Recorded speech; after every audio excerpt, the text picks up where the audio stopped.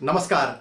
मैं ज्योतिष शास्त्री रमेश चौबे उपस्थित हूँ आपके समक्ष पुनः एक अत्यंत महत्वपूर्ण विषय को लेकर के, यानी कि कार्तिक महीने के महत्व को लेकर के। कार्तिक का महीना कितना महत्वपूर्ण है वो मैं आपको बताऊंगा, और साथ ही मैं आपको बताऊंगा कि कार्तिक महीने में किस देवी देवता की आराधना करके और अपने जीवन में श्रेष्ठ फल की प्राप्ति आप कर सकते हैं। तो सबसे पहले मैं आपको बताना चाहूँगा कि शरद पूर्णिमा से लेकर के और कार्तिक पूर्णिमा तक के जो समय है वो अत्यंत महत्वपूर्ण और अत्यंत पवित्र हमारे हिंदू धर्म में माना जाता है। क्यों माना जाता है? क्योंकि ये जो समय है इस महीने में जो है किसका तो दान का, पूजा का, पाठ का तथा स्नान का बहुत महत्व है। इस समय जो पूजा पाठ करता है, स्नान करता है, दान करता है, अत्यंत श्रेष्ठ माना जाता है। अत्यंत पावन महीना जो है वो कार्तिक का महीना माना जाता है। इस स्नान को, जो इस समय जो हम स्नान करते हैं उसको हम कार्तिक स्नान के नाम से जानते हैं। कार्तिक स्नान अत्यंत श्रेष्ठ स्नान माना गया है। इस समय हो सके, यदि संभव हो तो आपको नदी में स्नान करना चाहिए। नदी में जाके आप स्नान करें, यदि गंगा में या किसी और भी पवित्र तीर्थ स्थल पर स्नान करें तो अत्यंत ही श्रेष्ठ माना जाता है। मैं आपको बता दूं कि शरद पूर्णिमा से कार्तिक पूर्णिमा के बीच बहुत सारे व्रत और त्यौहार भी आते हैं। आप यदि देखें तो इस महीने जो है शरद पूर्णिमा से और कार्तिक पूर्णिमा के बीच का जो समय है उसमें बहुत सारे त्यौहार आते हैं। कौन कौन से त्यौहार आते हैं तो मैं आपको बताना चाहूँगा कि इसमें कौन कौन से त्यौहार आता है। करवा चौथ, अहोई अष्टमी, राम एकादशी, धनतेरस, रूप चतुर्दशी, दीपावली, गोवर्धन पूजन, भैया दूज, सौभाग्य पंचमी, छठ पर्व, गोपाष्टमी, आंवला नवमी, देव एकादशी, बैकुंठ चतुर्दशी, कार्तिक पूर्णिमा या देव दीपावली। कार्तिक पूर्णिमा को देव दीपावली के नाम से भी जाना जाता है। इस माह देव उठनी एकादशी जो है वो भी पड़ती है।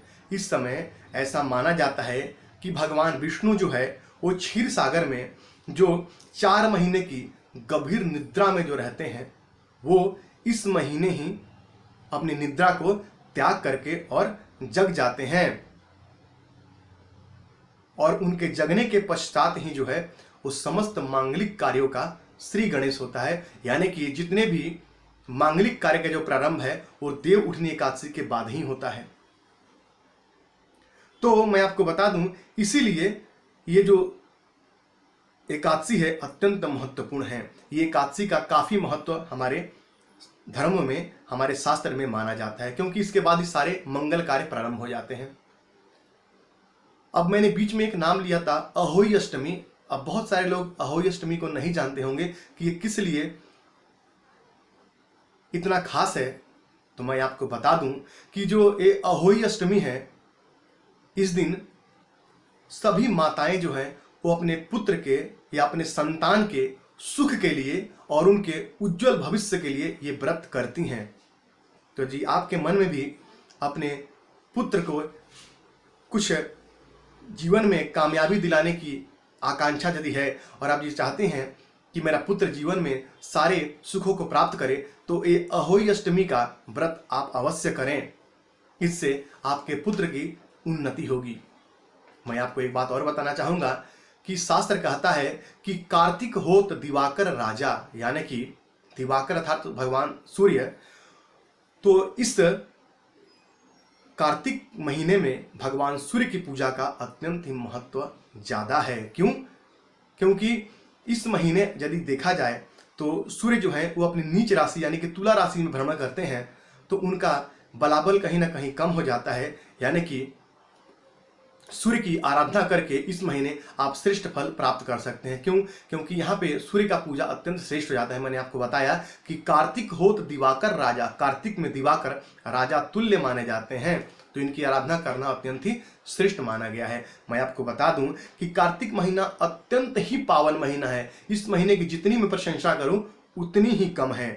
ये महीना जो है वो एक सात्विक महीना है। हो सके तो इस महीने में मांस मदिरा का प्रयोग नहीं करना चाहिए। संपूर्ण रूप से सात्विक रहना चाहिए। हो सके तो आप लहसुन प्याज का यदि त्याग कर सकते हैं तब भी अत्यंत श्रेष्ठ रहेगा।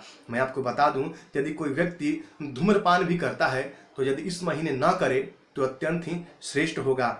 मैं आपको बता दूं कि जो श्रद्धालु स्नान करते हैं, जो व्यक्ति, जो भक्त जो इस महीने स्नान करते हैं, उनको चाहिए कि वो यदि बिस्तर का त्याग कर सकते हैं तो बिस्तर का त्याग करके और भूमि पे ही शयन करें, यानी कि जमीन पे ही सोएं जब तक कार्तिक का महीना है और जब तक वो प्रातः काल जा करके, और यदि नदी में स्नान करते हैं। मैं आपको एक बात और बता दूं, यदि आपके करीब में कोई नदी नहीं है तो उसमें चिंता करने की कोई आवश्यकता ही नहीं है।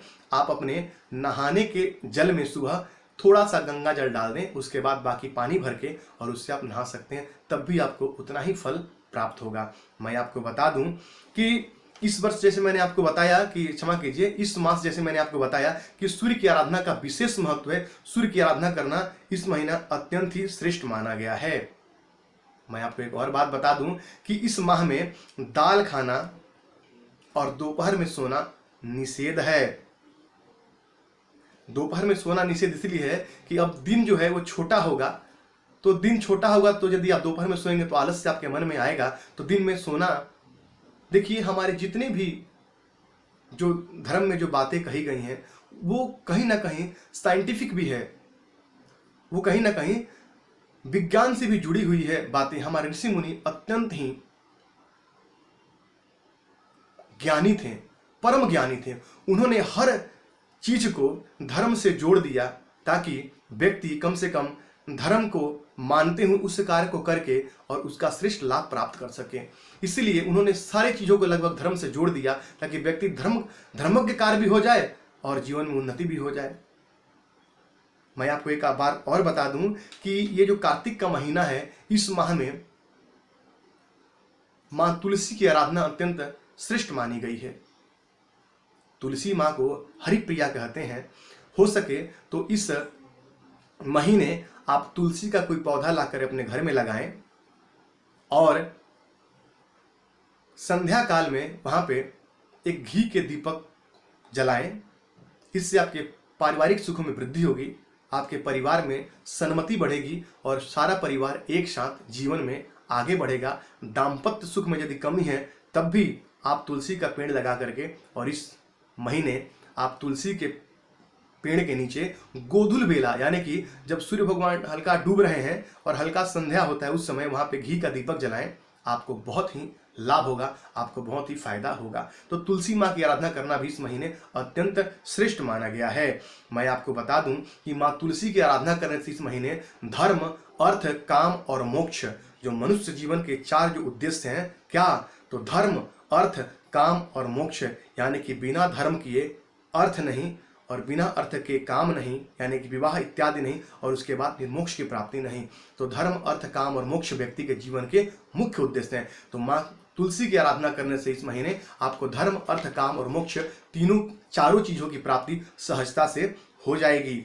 मैं आपको बता दूं कि इस महीने हो सके तो सूर्योदय के उपरांत तक न सोएं, यानी कि सूर्योदय से पूर्व ही उठ जाएं और सूर्योदय से पूर्व उठ करके और नदी स्नान, या तो फिर जैसे मैंने आपको बताया कि घर में ही गंगा जल डाल के पानी में और स्नान करना श्रेष्ठ माना जाता है। तो सूर्योदय तक न सोएं, सूर्योदय से थोड़ा सा पहले उठें और स्नान करें, अत्यंत ही लाभ होगा आपको। मैं आपको एक बात और बता दूं कि क्या दान करें इस महीने।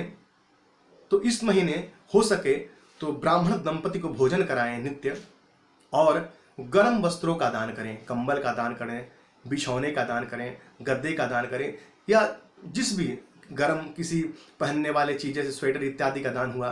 तो इस समय क्या है कि ठंडी की चूंकि यहाँ से शुरुआत हो जाती है, तो ठंडी के वस्त्रों का यदि आप दान करते हैं, यानी कि गर्म वस्त्रों का दान करते हैं, तो इससे आपको काफ़ी फायदा होगा, इससे आपके काफ़ी लाभ होगा।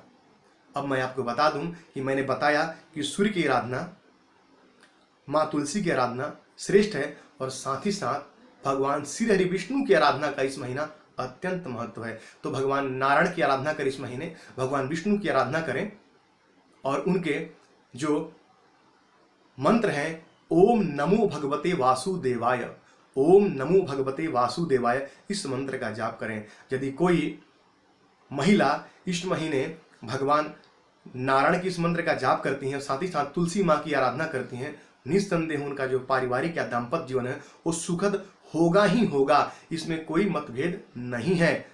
तो यदि आप कहीं ना कहीं पारिवारिक समस्याओं से यदि जूझ रही हैं तो माँ तुलसी की आराधना करें और भगवान नारायण के मंत्र का ओम नमो भगवते वासुदेवाय इस मंत्र का जाप करें, निस्संदेह आपको लाभ होगा। तो बड़ा पावन महीना है, इस महीने का मुझे लगा कि मुझे बताना चाहिए कि इससे बढ़िया पावन महीना अब आपको मिलेगा नहीं और कोई। तो इस महीना का आप लाभ उठाएं और जो मैंने बताया वो कार्य करें और छोटे छोटे उपाय को करके आप जीवन को अपने सुखी बनाएं। तो मुझे यकीन है आज जो छोटी सी जानकारी मैंने आपको दी आपको पसंद आया होगा। तो आपका दिन मंगल में हो, इसी मंगल कामना के साथ आज के लिए इतना ही। नमस्कार।